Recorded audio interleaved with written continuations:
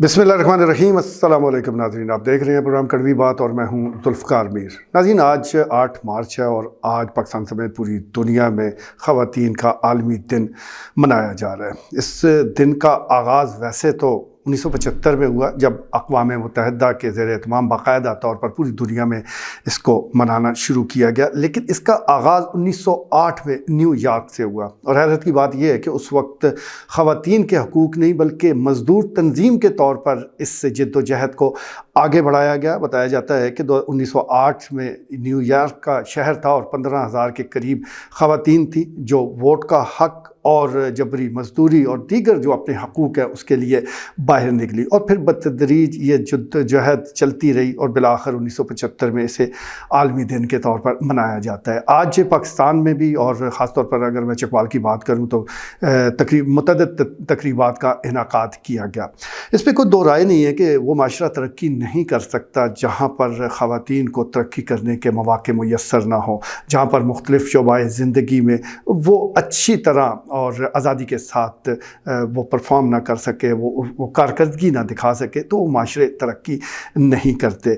अगर हम यहाँ ज़िला चकवाल की बात करें, पाकिस्तान की बात करें, तो अब तो वक्त काफ़ी बदल चुका है। सियासत में बहुत सी ख़वातीन आ चुकी हैं। माजी में भी तहरीक पाकिस्तान से लेकर मुतअद्दिद जो तहरीकें चली वहाँ में ख़वातीन का किरदार बड़ा अहम नज़र आता है, लेकिन अब तो इसमें बड़ी तेज़ी है। पाकिस्तान में इस वक्त भी बहुत सी ऐसी ख़वातीन हैं जो मुतहर्रिक हैं और बड़ा अहम किरदार सियासत में अदा कर रही हैं। इसी तरह मुख्तलिफ़ शोबे हैं, चाहे तिजारत है चाहे कोई और है, वहाँ पर भी हमें ख़वातीन काम करती नज़र आती हैं। और ख़वातीन के हवाले से ये एक मुत्तफ़क़ा राय है कि उनको जो काम सौंपा जाए पूरी ज़िम्मेदारी के साथ करते हैं। मर्द हज़रात फिर चले, कहीं उनको सिगरेट की तलब होती है, कहीं चाय का शौक़ होगा, कहीं कुछ और होगा, यानी वो उठते बैठते रहते हैं। और ख़वातीन को किसी काम पर लगा दिया जाए तो जब तक वो काम ख़त्म नहीं होता उस वक्त तक वो उठती नहीं है, वो कहीं किसी और काम में वो बिज़ी नहीं होती। लेकिन इस्तेहसाल फिर भी किसी न किसी सूरत में हो रहा है। ख़ास तौर पर अगर हम सैलरी की बात करें और जिस तरह मुख्तलिफ़ निजी इदारों में ख़वातीन को टीचर के तौर पर मुलाज़म रखा जाता है या और मुलाज़मतें दी जाती है, तो सैलरी इतनी कम होती है कि सुनकर हैरत होती है कि इतनी कम सैलरी में ये ख़वातीन काम कैसे कर रही हैं, लेकिन ये काम हो रहा है। बदकिस्मती ये है कि ये जितनी जद्दोजहद है इस हवाले से आपको कहीं भी नज़र नहीं आएगी, कहीं ये आवाज़ उठती नज़र नहीं आएगी कि ख़वातीन को इनकी सैलरी बढ़ाई जाए, उनका अच्छा एक पैकेज होना चाहिए जिस तरह के मर्दों का होता है। लेकिन यहाँ हमें आवाज़ें उठती नज़र नहीं आती। हाँ, औरत मार्च के नाम पर हर साल मुज़ाहरा ज़रूर होता है, लेकिन वहाँ मुख्तलिफ़ जो बैन फ्लैग्स हैं जो ख़ास तौर पर उन्होंने कतबे उठाए होते हैं, उस पर कई ऐसे नारे हैं जो बड़े काबिल एतराज़ हैं, जो हमारे कल्चर, इस्लामी तहज़ीब के ख़िलाफ़ हैं। वो जद्दोजहद को पूरी तरह आगे बढ़ाया जा रहा है और जो असल काम है उस पर शायद इतनी तवज्जो नहीं दी जा रही। इस बार 8 मार्च को आज ये जिस तरह मनाया जा रहा है, तो ख़ास तौर पर मैं मीडिया का जिक्र करूँगा कि बहुत ज़्यादा इस वक्त कवरेज दी जा रही है।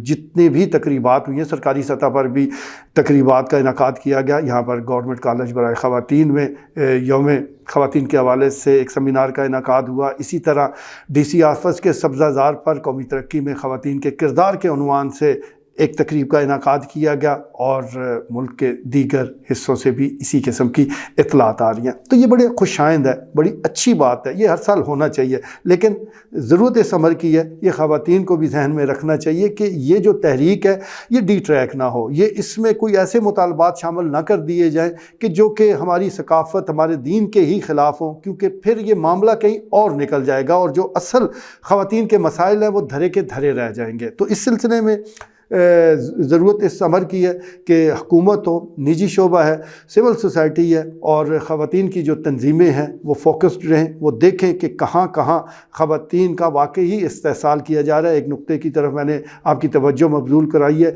इसी तरह वरासत के मामलात हैं, वरासत में जिस तरह नाइंसाफ़ी ख़वातीन के साथ हो रही है या होती आई है, इस पर भी तवज्जो देने की ज़रूरत है ताकि ये नाइंसाफ़ी ना हो। दीगर और मामलात हैं, मारपीट के हैं, तशद्दुद के हैं और कई और ऐसी चीज़ें हैं जिन पर काम करने की ज़रूरत है। लेकिन जिस तरह मैं गुजारिश कर रहा हूँ कि वक्त तेज़ी के साथ बदल रहा है। آپ اچھی تربیت دیں تو کوئی وجہ نہیں ہے کہ آگے چل کے معاملات درست نہ ہو، لیکن جبر کے ذریعے ضد پر آ کر یا ایسے طریقوں سے آپ حقوق حاصل نہیں کر سکتے کہ جہاں پر ماحول ہی اور ہو جائے۔ تو اس کے لیے ضروری ہے کہ ایک جد و جہد صحیح نیک نیتی کے ساتھ اس کو آگے بڑھایا جائے۔ محض 8 مارچ کو خواتین کا دن منا کر ہم وہ حقوق حاصل نہیں کر سکتے، اس کے لیے بڑی جد و جہد کی ضرورت ہے۔ اس کے لیے ایسے لوگوں پر نظر رکھنے کی ضرورت ہے کہ جو اس تحریک کو نقصان پہنچا رہے ہیں، جو اصل